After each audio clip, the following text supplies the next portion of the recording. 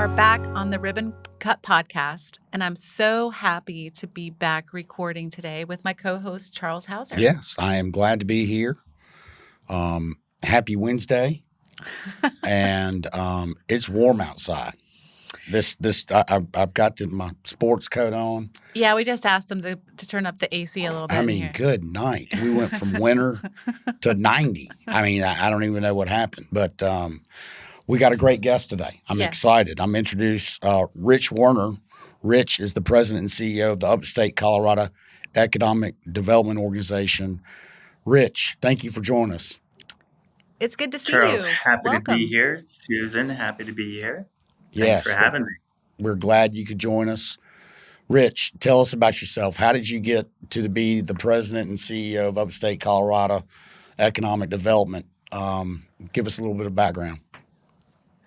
Well, I mean, Charles, if we really went into background of how you become an economic developer, we could probably be here for a while. But the Reader's Digest version of that is I have a strong background in small business development that led to really a very full and rewarding career as what is defined now as a traditional economic developer. But I think I'm so old, I'm not sure the profession really existed when I was starting out. So, but as for Upstate Colorado, I joined this organization in 2015. Okay. So I'm just about 11 years in now, and I really do believe I have the best job in the world. And this organization has been supporting economic development in Weld County in northern Colorado for over 36 years. Wow, that's fantastic. So, what is the mission of Upstate Colorado Economic Development? What are y'all trying to do every day? Yeah.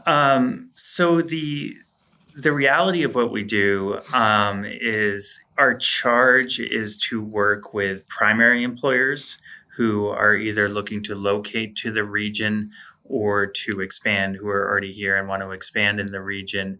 However, what we tend to say is our job is to market nationally and develop locally. Mm-hmm. And so in our region, between Weld and Larimer County, there are over 35 communities in a geographic area that's just under about the size of Connecticut. Wow. And so we got a lot of ground to cover.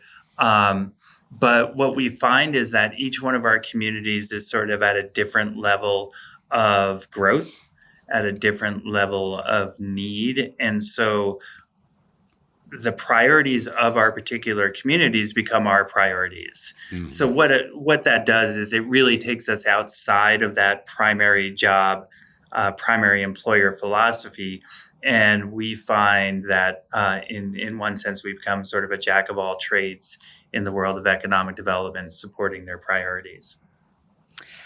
What I'm hearing you say is in-house economic development capacity building for your partners. Absolutely.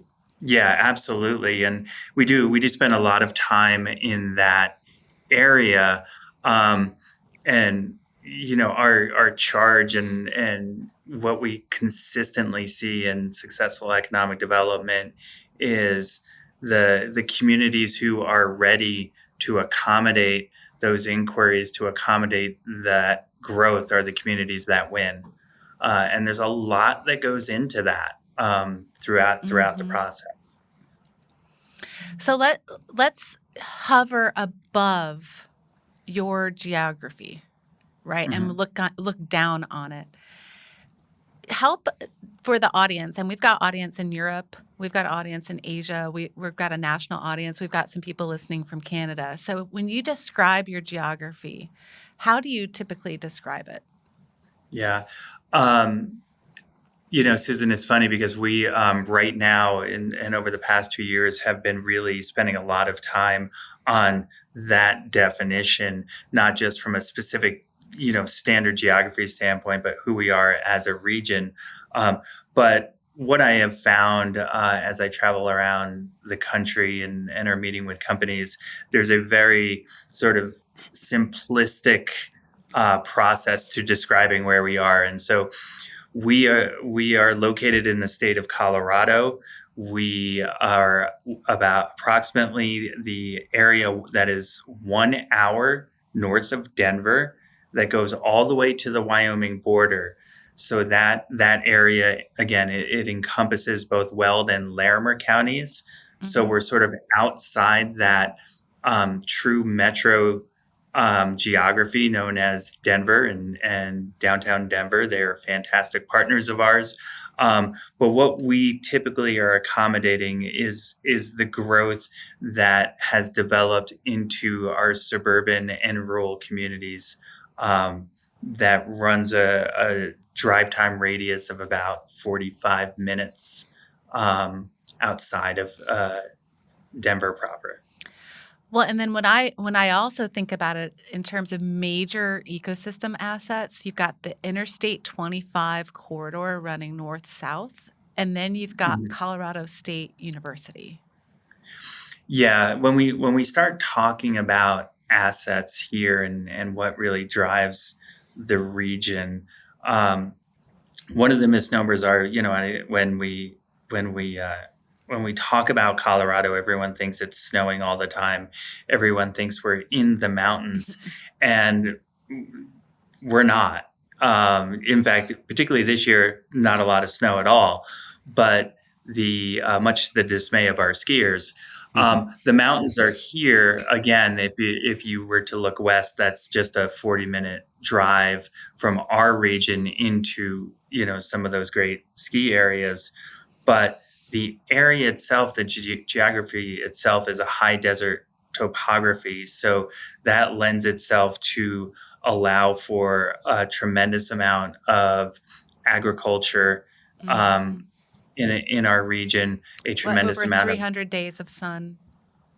That's what we like to say. I did get in a fight. I did get in a fight with a meteorologist once, and he said, "You're just being an economic developer and a Chamber of Commerce-esque person. It's really only 283." And I was like, "Okay, that's fine."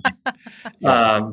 But the reality of it is, as you said, we have, if you're to look at a map of Colorado, we have Interstate I-25 that runs north south and really runs along the mountain range. So there's a tremendous amount of capacity that we accommodate in what we refer to as the Front Range. Mhm. And northern Colorado, between those two counties, has just really exploded over the past 10 to 12 years, I would say. And when you say exploded in Mhm. population and in employment? Yeah. Yeah. I mean, even in just, I would say, the past 3 years, we've seen over $1 billion worth of investment Wow. into Weld County. We have seen our population growth across the board in our communities grow. I live in a small town called Windsor, Colorado, and that has gone from a population of 17,000 to 43,000 Wow. in 10 years. Um, Wow. on average, we see the numbers stay pretty consistent. Probably about another 10 to 12,000 people are moving into our county every year. Um, so when you look at those overall numbers, we're looking at about a complete doubling of the population in 20 to 25 years. Those numbers are extraordinary. So it does lend itself to a pretty significant discussion about being able to accommodate employers coming in and the labor pool that's available to them. So, Rich, let's talk about that. You just said $1 billion of outside or investment in the region. Mhm. What industries make up that $1 billion? Where are you really winning deals? Yeah. Yeah, I think so. Years ago, one of the things let me back up for a second. Weld County in northern Colorado has a very strong baseline of both agriculture and energy. Those add a tremendous amount of income into our GRP. Those are both commodities, however. And so, you tend to see a rise and fall in any commodity industry. So what we did around 2018, 2019 is we started looking at how we would facilitate a resiliency model to accommodate our region as we saw fluctuations in those commodity industries. And they are still our sort of standard anchor tenants. But what we started to do was identify our growth industries and how we could support those at a greater level to cushion that blow. So we've seen tremendous activity in IT, in life sciences. Food and beverage production is one that has, again, a very strong anchor here with companies such as Leprino, JBS, Anheuser-Busch all have significant operations here. But what we wanted to do is create a resiliency model in case something happens. And we finally, after poring over, tons and tons of data and issuing reports, we got ready to initially through a different consortium that we worked through called NOCO Ready. We were going to launch our report and our great resiliency model, and that was set for March 15th in 2020. And then we actually needed to, not the best time, and then we had to actually enact our resiliency model pretty quickly. And so we did get sidetracked for a while, but within those industries, and we've also seen a tremendous amount of growth, particularly in the past 4 years in aerospace here. Those are industries that we do spend a lot of time prioritizing to kind of build up along with our sort of anchor tenants. So that's fantastic information. Thank you for sharing all that. Let's talk about if you have a loss that really stung you. Somebody that maybe you were in the final 2 or 3. Anything that you can share with us, or what Sure. what you learned from that. Yeah, or what you learned from that. Yeah. No one ever wants to say they like to lose. Yeah. First off, it's nothing. It does sting. But what I can tell you about the projects that we have lost. One of them, a very, very large project that we lost just recently, last November, is a great example of something that we spend all of our time talking about these days. The biggest lesson that we learned and we talk to our communities about, and again, it kind of stings when we're right in this case, is infrastructure matters. It matters almost more than anything. For years and years, we always talked about the first priority of any project was the labor force, right? Available workers, skilled workers, education, because they're worried about the next generation of workforce. That was always the standard.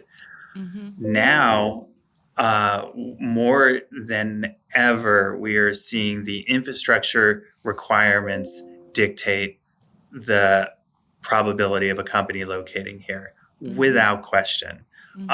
If the infrastructure is not available, they are going elsewhere. It seems so logical, but as I say quite often, our job is to take "it depends" out of the equation. It depends and maybes are deal killers.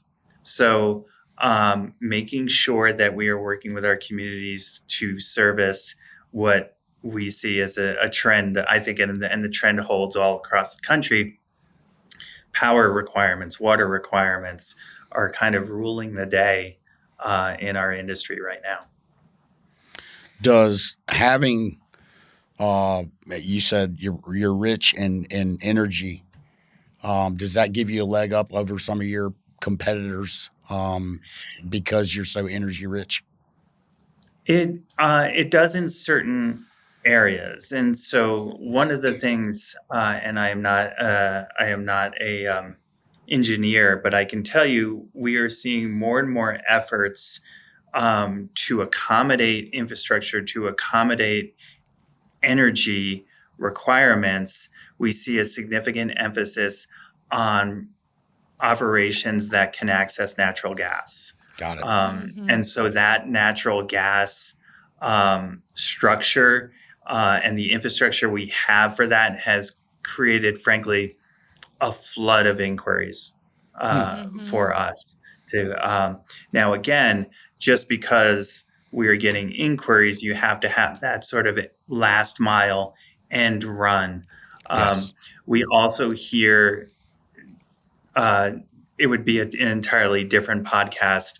The structure of energy in the state of Colorado runs through what is called franchise territory. So where you locate matters as to which utilities are providing services for you.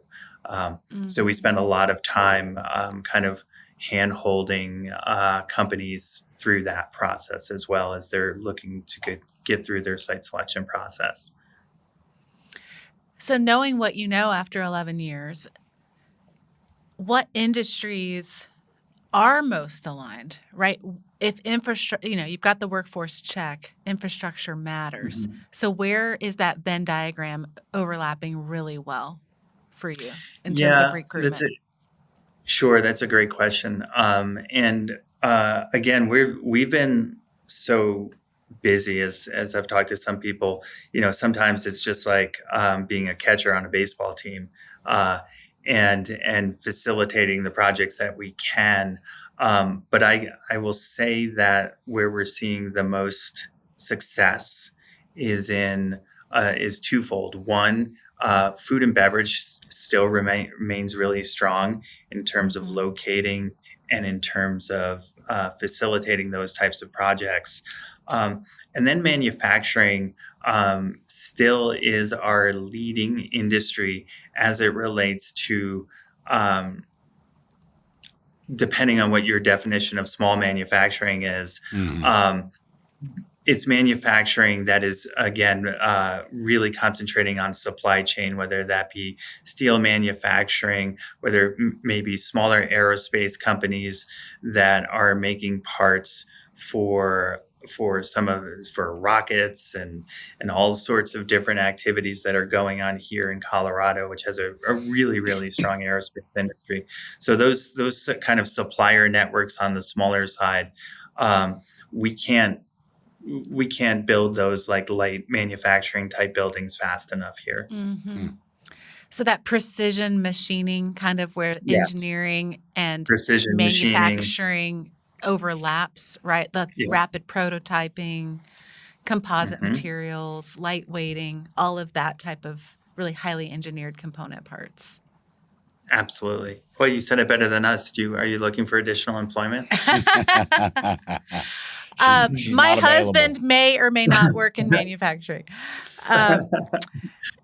So when you're talking to your communities, what are your musts, right? I'm using site selector speak here, right? So what's your must list when you go out and you speak to communities?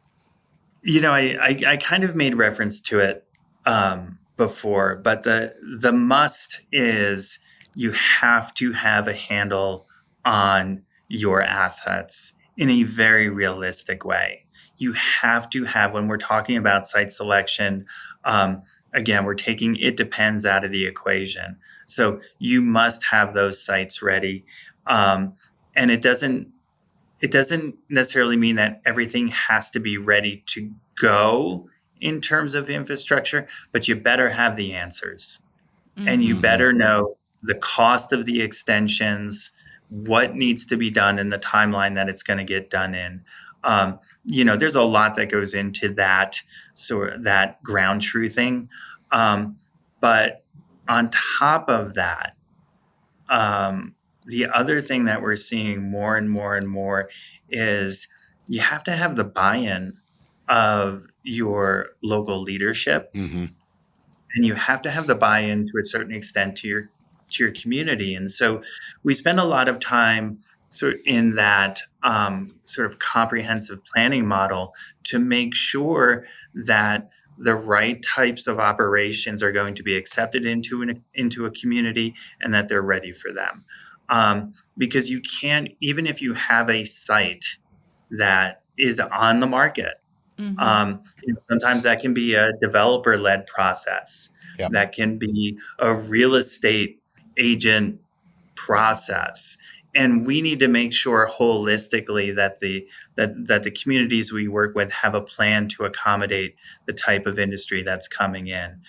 Sometimes it fits, sometimes it doesn't. But the last thing you want to see is to bring a company in and bring them down that road to only have a hard stop on something on a question that should have been answered long before they even saw a brochure. Yeah, I mean, what you're talking about, Rich, is exactly what we try to preach to people that we are sometimes trying to sell software to, which is site readiness and preparation, and having the answers means a lot, right? I mean, it's critical, and if you don't have the answer, like you said, it depends that's not the answer. It's got to be more concrete than that.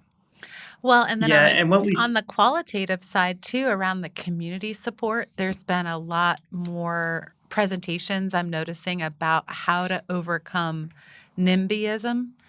And Sure. one of the presentations I saw last week was, well, once you have a NIMBY issue, you're too late.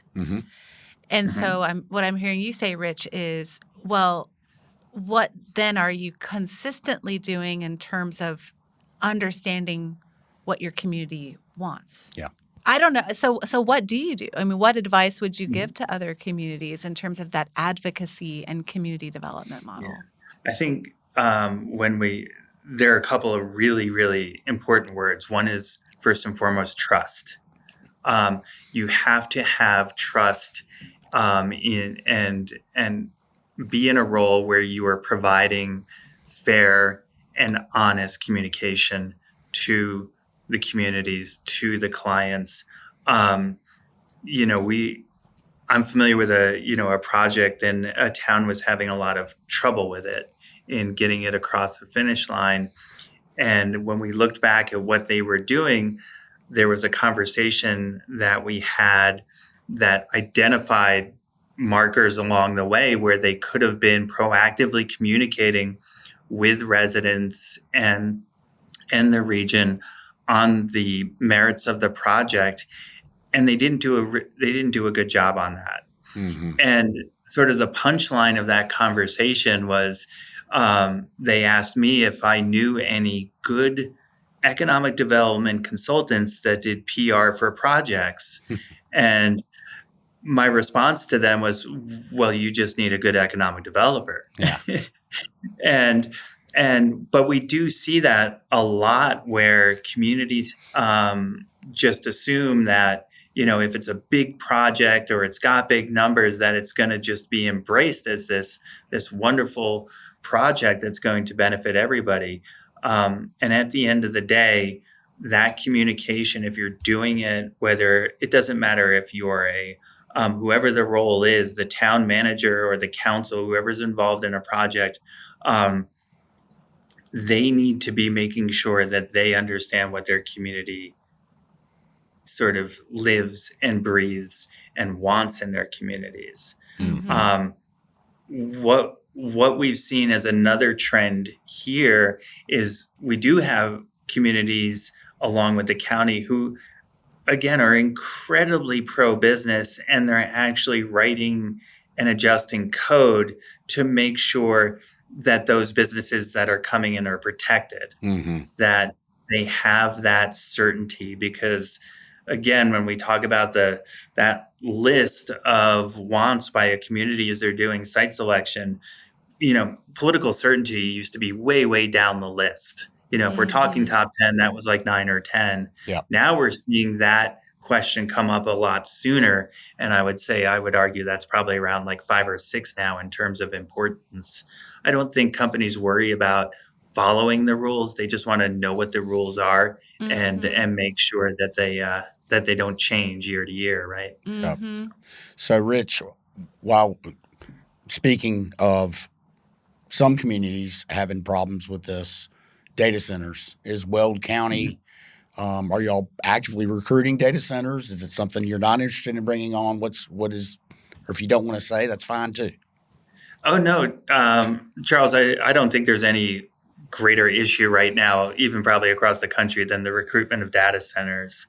Mm-hmm. And what's interesting about that industry here in Colorado, we have a tremendous amount of companies that develop data centers that are located here in the Front Range, but we don't have a lot of operational data centers. Mm-hmm. Unfortunately, Colorado at the moment is one of just a few states that doesn't have a statewide data center incentive, like many do. I think there's 37 states in the country that have some type of state incentive. We do not. There is a bill right now in our legislature that is trying to address that. But to answer your question, yes, we do see a tremendous amount of inquiries and siting data centers right now. Weld County is just a couple of weeks away from affirming and adjusting its code to accommodate more data centers. Mm-hmm. What we then spend all of our time on is, again, trying to meet the requirements, the infrastructure requirements of these type of large scale data centers. Yep. But to be perfectly honest with you, not all data centers are hyperscale data centers. Absolutely. Not every one of them needs 200 megawatts on day one. And what we've had a lot of successful conversations on is working with our utility partners to show the path of ramp up. Yes. To accommodate some of these types of projects. That makes sense. Also, one of the things I've noticed around this, I would say small to mid-sized data centers, is when you said operational capability, there are quite a few companies in Colorado that really do have operating data centers. They just call them something else. Yeah. Right? That's They true. call them an ops center, a command center. Yeah. You've got a lot of GIS software companies that have quite a bit capability there.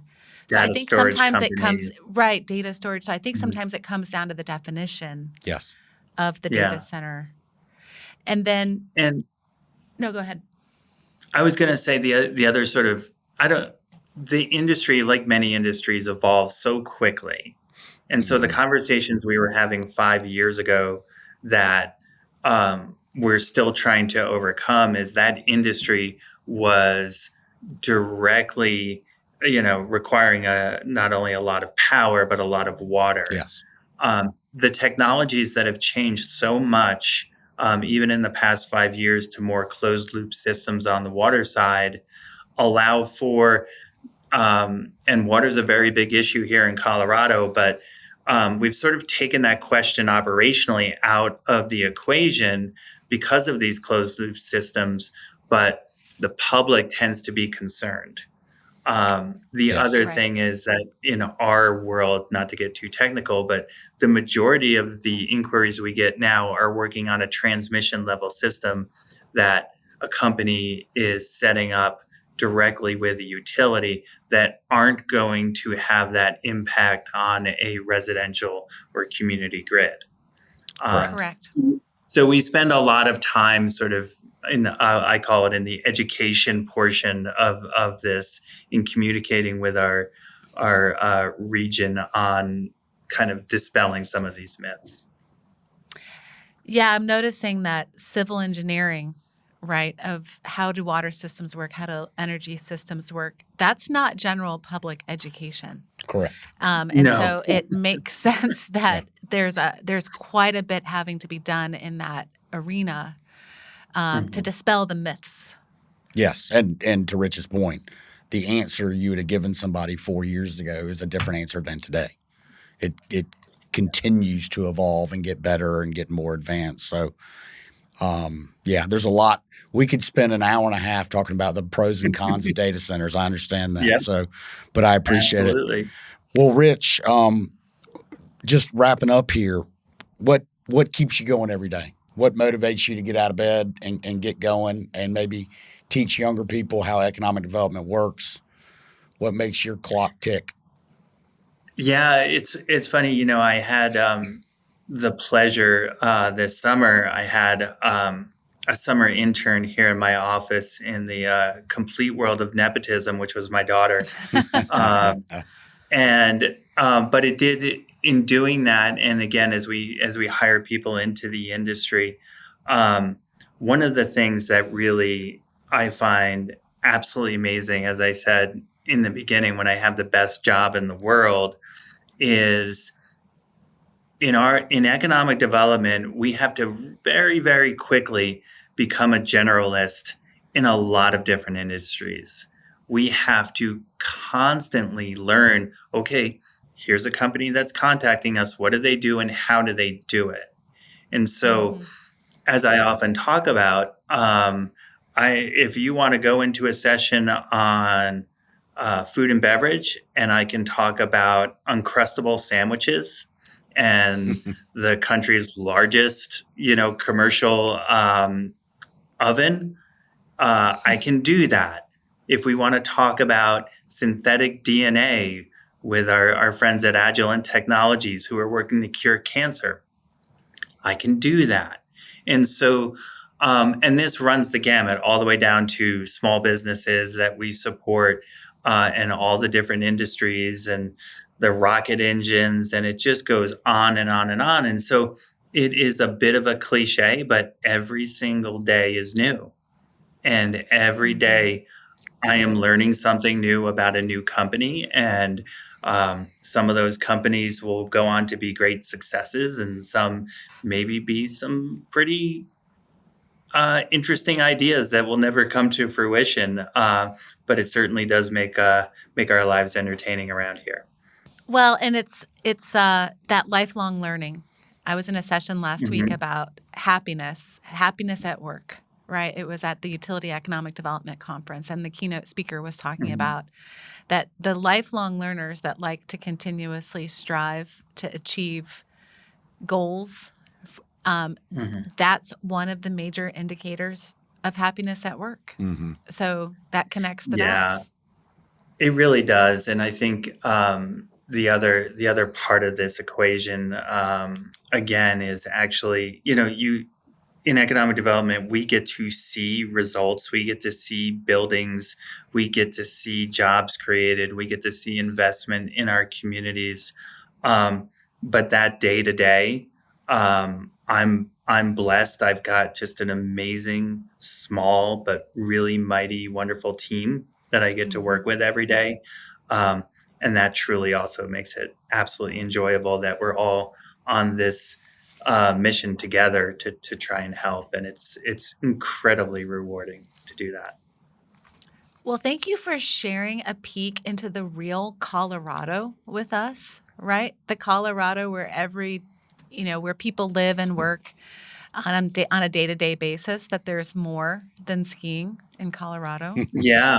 Yeah. And I get, it sounds like our time is up, and this is certainly just a peak. And I would just say, and Susan, I think the very first time I met you, the thing about Colorado that is so amazing is if you need something here, call us. And even if it's not with me, we will get you to the right person, whether that's in Denver or Northern Colorado or one of our communities.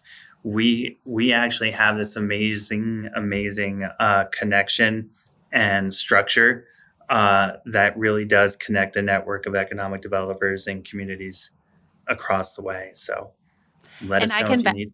I can validate that. That comes through. Rich, thank you so much for joining us. We really appreciate it. I learned a lot about your area of Colorado, and keep going, keep doing what you're doing. It's impressive what y'all are building up there.